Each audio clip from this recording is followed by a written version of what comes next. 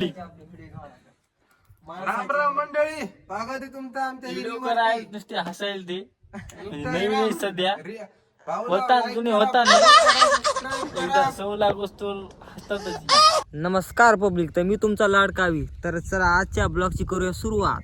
तर आपला मित्र आला होता आणि ते म्हणला की चला आपला ऊस बघायला जाऊ. तर निघू चला बघायला मित्रांनो ऊस. ऊस बघण्यासाठी त्याच्यासोबत आपण आपल्या गोष्टी शेअर करू आणि त्यांना विचारू ना.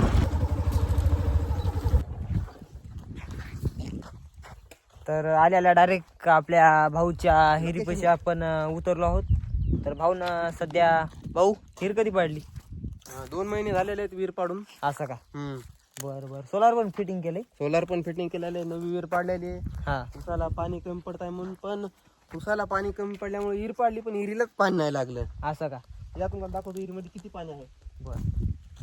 तर आमचे मित्र अरविंद पाटील यांच्याकडे आम्ही आलो आहोत माहिती घेण्यासाठी ऊसाची हिरीची सगळीच अशी. तर चला मग निघू. आपण आताच बघितलं हिरीला, पण समजा आधी किती फुटा पाणी लागलं होतं? पाणीच नाही लागलं विहिरीला. जशी विहीर खाली आहे, हा पण जशी खाली गेली तसं काहीच पाणी नाही, पादरा नाही, काही नाही. फक्त कुठे कुठे ओली आहे, जशाला तसं पाछान पत्र धोंडा लागलेला आहे. असं का? बरं बरं ठीक आहे. आता एकदा कॅलनला पाणी आलं, त्या पाण्यावरती हिला भरून घेतलं. हा 3 दिवस मोठं तली, 3 एकर आपलं भिजलं, पण त्यावर काहीही भिजलं नाही हिरीवर. असं. आणि हिर आता उसाला पाणी कमी आहे, पण पाऊस पण पडत नाहीये. हो ना हो ना, तेच व्हायला ना सगळीकडे. समजा पाऊस पडला नसल्यामुळे हिर पण समजा भरली नाही आपली. आणि विहिरीला काही कुणीकडे पाजरा वगैरे काहीही नाही, कुठे पाण्याचा हे पण गोष्ट पण ऐकून पाणी येणार म्हणून विहिरीला. बरं बरं. आणि हे समजा आपण किती फूट घातले खाली हिर? 50 फूट विहीर आहे गेलेली. 50 फूट का? तर जवळपास खर्च किती आलाय? हिला कमीत कमी 3 लाख रुपये गेलेले आहेत विहीर पाडण्यासाठी. समजा पाडण्यासाठी 3 लाख रुपये गेले. आणि कडेला याला वेगळे समजा. कड्याला किती जवळपास सर्व किती लागले सर्व असतील? विहीर मिळून समजा आपण 4-4.5 लाख रुपये धरू शकता. असं का? पुन्हा विहिरीला 7.5 सोलार आलेलं आहे, पण पाणीच नाही विहिरीला. आणि समजा आता हे तुम्हाला 3.5-4 लाख रुपये लागलेले. तर आपल्या इकडं हिरीला समजा पाषाणपत्र किती फुटावं लागते? हा कमीत कमी 7 ते 8 फुटावरती हा धोंडा लागलेला आहे पाचन. तर ठीक आहे. समजा आपलं आता हे सोलार कितीच आहे? हे 7.5 सोलार आहे. आणि पाट्या किती आल्या तुमच्या इकडे? 13 पाट्या आलेल्या आहेत. इकोजनचं सोलार आहे. इकोजनचा का? बरं बरं ठीक आहे ठीक आहे. तर समजा हे पण तुमचाच ऊस असतं? हा हे पण आमचाच आहे आणि हे पण आमचाच आहे. जवळपास तुम्ही ह्या वर्षी आता किती याची लागवड केली आहे? या वर्षी फक्त नवीन 2 एकराची लागवड आहे.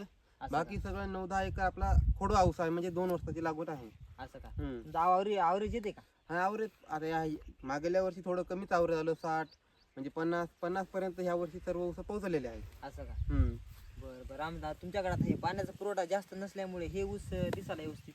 हा ह्या ऊसाला कमीत कमी महिन्याखाली पाणी भेटलेलं होतं. असं का? ह्याच विहिरीवरती आम्ही भिजवलेलं होतं, मग याला महिना झालं पाणी नाही आहे. असं का? आणि आणि हे ऊसाची तू कोणची जात आहे का सांगा आमच्या पब्लिकला. या ऊसाची 10,000 एकला जात आहे.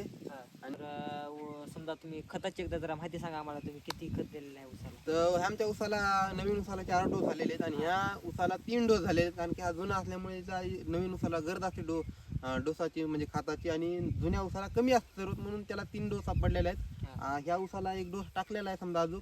त्याला 3रा डोस ह्या खालच्या ऊसाला बाकी आहे. 3रा डोस पडायचा. त्याच्यामुळे समजा पाण्याची पण कमतरता याच्यामध्ये कमी झालेली आहे. आणि पाऊस पडल्यावरती आपण खत टाकू शकतो, पण आपल्याकडे पाण्याची कमी पुरवठा आहे. आणि पाणी कसं समजा नाही आहे आपल्याकडे, जुनी पण विहीर आहे, नवीन पण पडली, दोन्हीही विहिरीला पाणी नाही आहे. तर नमस्कार अरविंद भाई, आम्हाला माहिती धन्यवाद. असे नवीन नवीन व्हिडिओ बघण्यासाठी चॅनलला सबस्क्राईब फॉलो नक्की करा. तोपर्यंत बाय बाय.